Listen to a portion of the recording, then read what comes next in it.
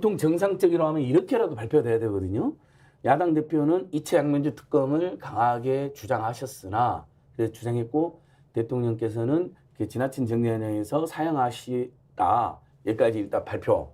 다만 민생회복지원금에 대해서는 100%로 할지 예전에 처음에 코로나 때도요. 1차 전국민 재난지원금 때 민주당 안에서조차 50%만 주자.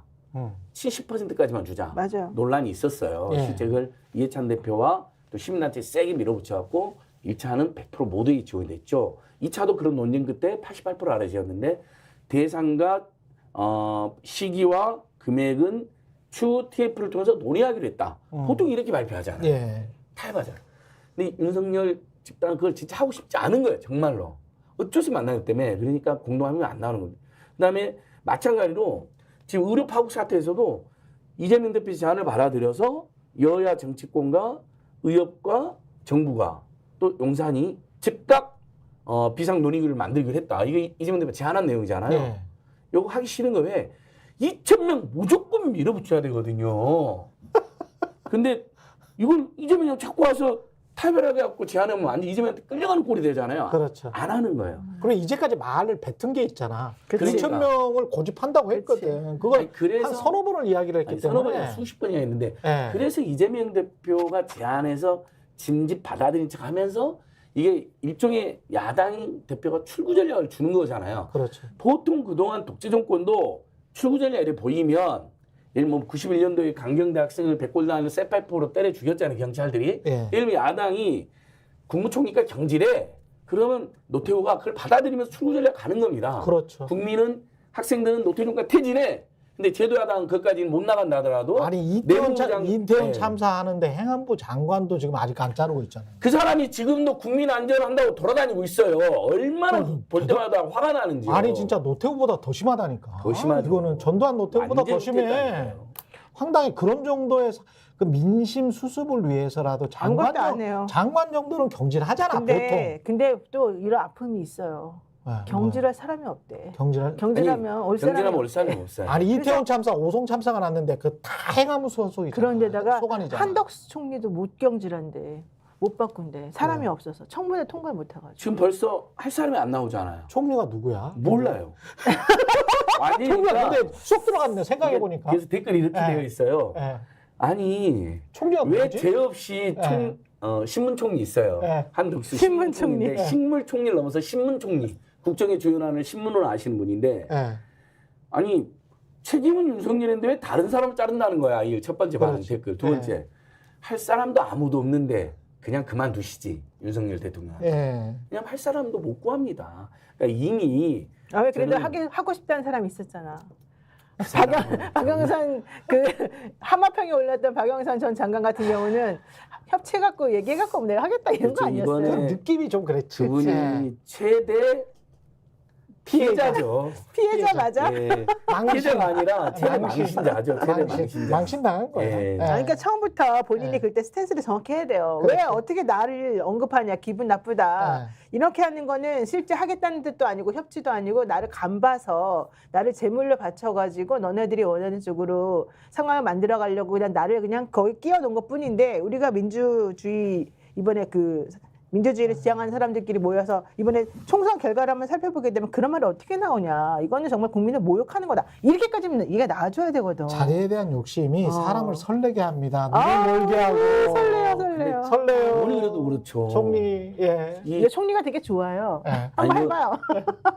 만인지상 1인 지하라고 해서 어렸을 때부터 네. 많이 배웠죠. 승상. 예. 네, 승상이에요, 근데- 승상. 근데 그 1인이 상대하기가 굉장히 힘들어. 네, 그렇죠. 뭐 내가 보기엔 2인이야.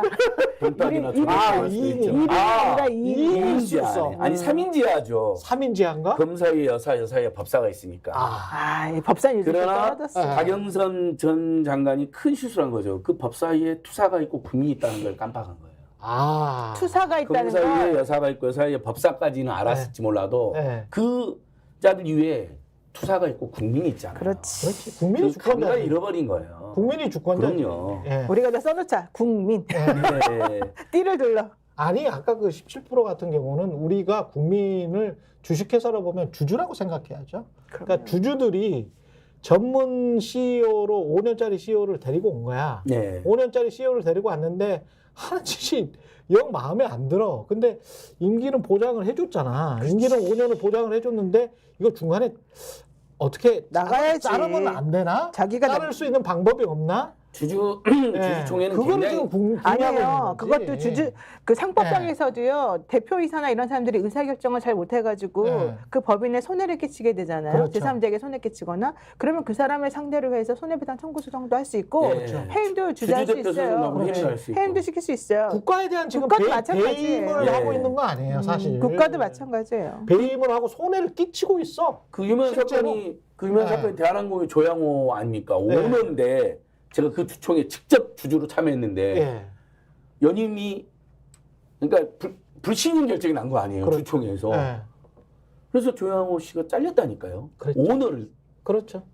근데 심지어 오너도 잘라버리는데 요즘 현대 예. 자본주의 민주주의는 오너도 아니고 이거 5년짜리 신부름꾼인데 고용된 CEO. 예, 고용된 신부름꾼인데 그럼 국민들이 얼마든지 그렇지. 지금 사실은 저는 국민들은 차라리 정서는 선거 다시 하자 이거일 것 같아요. 선거 다만 선거 다시 그것을 하자. 이번 국회 예. 안에 할 거냐 예.